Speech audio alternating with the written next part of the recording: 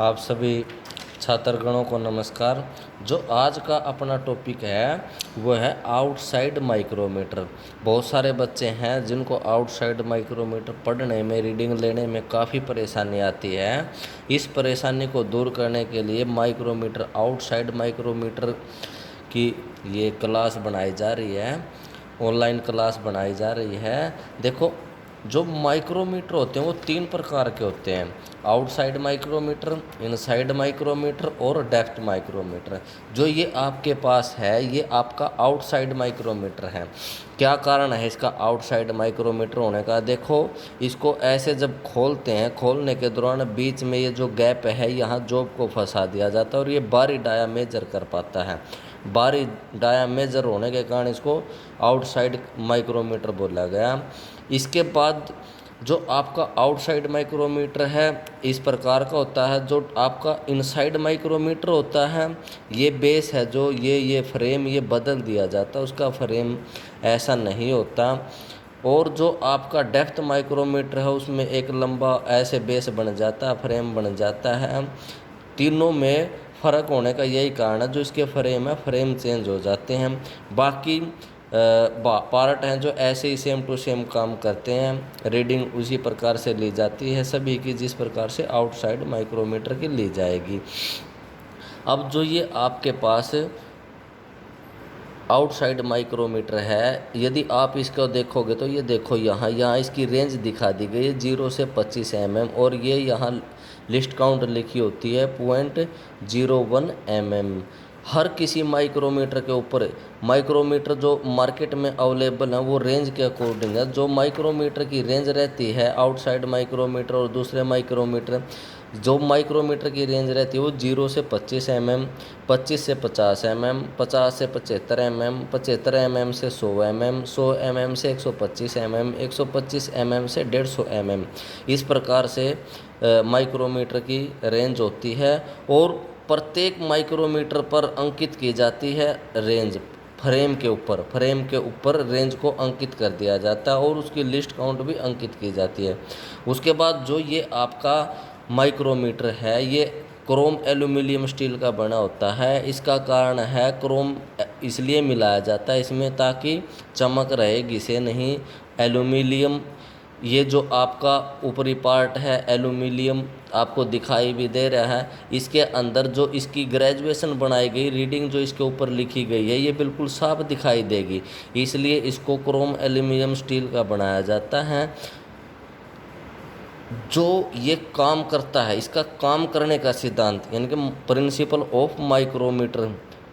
Of micrometer आपका nut and bolt, नट और bolt सिद्धांत के ऊपर काम करता है। क्योंकि जो ये आपका स्पिंडल है, स्पिंडल पार्ट है ये, और यहाँ आपकी थिम्बल है, थिम्बल स्पिंडल के बाहर की तरफ चूड़ी कटी होती हैं और थिम्बल के अंदर की तरफ चूड़ी कटी होती हैं। जब ये आगे पीछे होता तो 40 चूड़ियाँ आगे पीछे चलती हैं, इसलिए नट बोल्ट के सिद्धांत पर कार्य करता है। जो इसका यूज है वो यूज आपका आउटसाइड डायामीटर चेक करने का है। जो इसकी लिस्ट काउंट है, लिस्ट काउंट कैसे निकाली जाती है? लिस्ट काउंट निकालने का मतलब रहता है, देखो यहाँ इसका एक चक्कर घुमा दिया, एक चक्कर घुमा दिया, एक चक्कर घुमाने का मतलब है ये 0.5 mm चल गया, यानी कि जो इसकी पिच है वो 0.5 mm है। कितने चक्कर घूमा? इस 0 से लेके, ये देखो बंद कर दिया मैंने, दोबारा घुमाता हूँ, यहाँ 0 है, ये 0 से लेके कंटिन्यू घूम गया, घूमता हुआ देखो 45 से आगे ये 0 यहाँ लगी रेफरेंस लाइन से, तो 50 भाग घूम गए, 50 भाग। तो जो इसकी लिस्ट काउंट रहती है P/N, P मतलब पिच 0.5 mm अपॉन N ये थिम्बल के पार्ट 50 हैं तो 50, इस प्रकार से 0.5 डिवाइड बाई 50 करोगे तो आप 0.01 mm इसकी लिस्ट काउंट आ जाती है। अब आपको इसके पार्ट नेम बता देता हूँ मैं। जो सबसे पहले है ये इसका पार्ट जिसके ऊपर इसकी रेंज लिखी होती है और लिस्ट काउंट लिखी होती है, इसको बोलते हैं फ्रेम, जो कास्ट स्टील मटेरियल का बना होता है। और ये बोली जाती है इसकी एनविल, ये एनविल है और ये स्पिंडल है। स्पिंडल और एनविल के बीच में मटेरियल को रखा जाता, जॉब को रखा जाता, फिर वो मेजर होती है। और यहाँ जो इसका किनारा है एनविल का और स्पिंडल का जो किनारा है, दोनों के ऊपर कार्बाइड टिप लगी होती है। क्यों? क्योंकि ताकि बार बार जॉब इसके अंदर आती है, खुलती है, सरफेस टच होती है, इसके अंदर प्ले न हो, एरर होने के कम चांस बने, इसलिए कार्बाइड टिप का बनाया जाता है। उसके बाद इस पार्ट को बोला जाता है लॉकिंग नट। रीडिंग लेनी होती है, लॉक करने के लिए इसका यूज़ करते हैं। ये दो प्रकार के होते हैं, लीवर टाइप होता है और रिंग टाइप होता है। ये आपका लीवर टाइप लॉकिंग स्क्रू है। उसके बाद ये जो आपका पार्ट है इसको बोला जाता है बैरल। बैरल के ऊपर दो ग्रेजुएशन बनी होती हैं। ये जो ऊपर वाली आपकी ग्रेजुएशन है, ये वाली इस तरफ की, ये जो ग्रेजुएशन है इसको बोला जाता है मेन डिवीज़न। और जो आपकी नीचे वाली है ये वाली, इसको बोला जाता है सब डिवीज़न। जो मेन डिवीज़न है वो रेंज के अकॉर्डिंग 0 से 25 mm का यदि माइक्रोमीटर है तो इसके ऊपर अंकित 0 से 25 mm तक के निशान होंगे। और नीचे 0.55 mm का बढ़ता हुआ ये सब डिवीज़न होगा। और इसके बाद इसको बोलते हैं थिम्बल। ये थिम्बल पार्ट है इसका। थिम्बल के ऊपर ये जो ग्रेजुएशन बनी होती है इसको थिम्बल ग्रेजुएशन बोलते हैं। इसके ऊपर 0 से 50 mm तक का पार्ट होते हैं और एक पार्ट से दूसरे पार्ट तक की दूरी होती है। जो इसकी लिस्ट काउंट होती है वो 0.01 mm। बच्चे ध्यान दें क्योंकि रीडिंग के दौरान ये परेशानी आती है। जो एक पार्ट से दूसरे पार्ट तक की दूरी वो 0.01 mm है, उसका ही यूज किया जाता है। उसके बाद ये यहाँ नरल किया होता है ताकि आराम से पकड़ा जा सके, ग्रिपिंग आराम से हो उसके। और इस पार्ट को रेस्ट स्टॉप बोलते हैं। ये रेस्ट स्टॉप है आपका।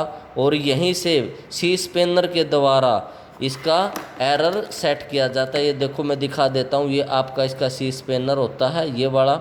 यदि इसके अंदर एरर आ जाता है, दो प्रकार के एरर आते हैं, पॉजिटिव एरर और नेगेटिव एरर।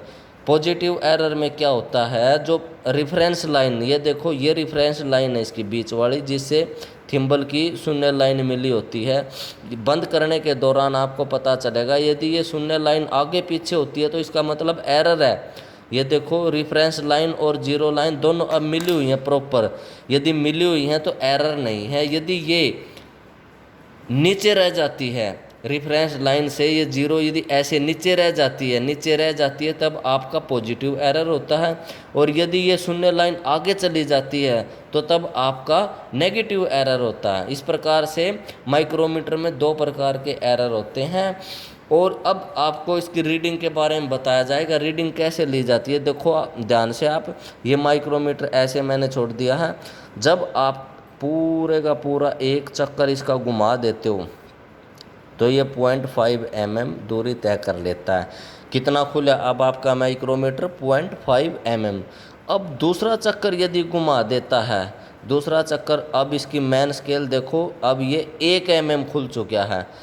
0.5 है जो अब काउंट नहीं होगा।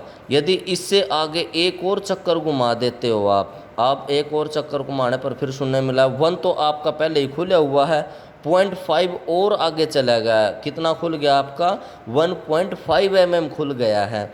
यदि आगे माना आप 5 के ऊपर यहाँ लेके चले गए, 5 पार्ट और घुमा दिए, किसका? थिम्बल का। यानी कि मेन स्केल कितना खुला था इसका? अब आपका मेन स्केल खुला 1 mm। और सब स्केल कितना खुला इसका? सब स्केल खुल गया इसका 0.5 mm।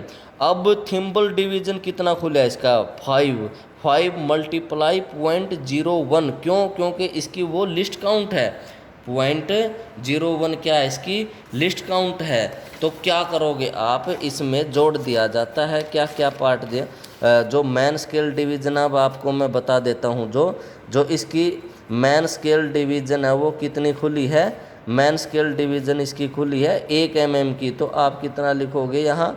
1 mm लिख दिया, ठीक है। और सब स्केल डिवीज़न कितनी खुली है? सब स्केल डिवीज़न है जो वो खुल गया आपकी 0.5 mm। तो 0.5 mm लिखोगे। और आप थिम्बल डिवीज़न कितनी खुली है? आप थिम्बल डिवीज़न लिखोगे कितना खुला है? 5 पार्ट खुला है, मल्टीप्लाई किससे? लिस्ट काउंट से। तो आप ये लिस्ट काउंट से मल्टीप्लाई करोगे कितना आ गया 0.05। अब टोटल रीडिंग यानी कि जोड़ दिया जाता है इसको, तो 1.55 mm टोटल रीडिंग हो जाती है। इस प्रकार से इसकी रीडिंग ली जाती है। उसके बाद रीडिंग लेने, देखो मैं बता देता हूँ, ये मैंने बनाया है, देखो ये देखो। अब इसमें दिखाओगे मेन स्केल रीडिंग 1 mm खुल गया। सर्कुलर स्केल रीडिंग का मतलब हो गया इसकी थिम्बल स्केल रीडिंग, वो हो गया आपकी 5 पार्ट खुला तो 5 लिखोगे, 6 खुला तो 6 लिखोगे, 10 खुला तो 10 लिखोगे, मल्टीप्लाई 0.01 mm इस प्रकार से। और उसके बाद सब स्केल डिवीजन यानी कि 0.5 mm खुला है, वो यदि खुला है तो आप लिखोगे, नहीं तो नहीं लिखोगे। अब जैसे टोटल रीडिंग 0.55 mm होगा, 1.55 mm इस प्रकार से इसकी 1.55 mm रीडिंग हो जाती है। इस प्रकार से इसकी रीडिंग ली जाती है। इसके बाद यदि आपका एरर आ जाता है, शून्य त्रुटि इसके अंदर आ जाती है। 2 प्रकार की शून्य त्रुटि बताई मैंने आपको, पॉजिटिव एरर और नेगेटिव एरर।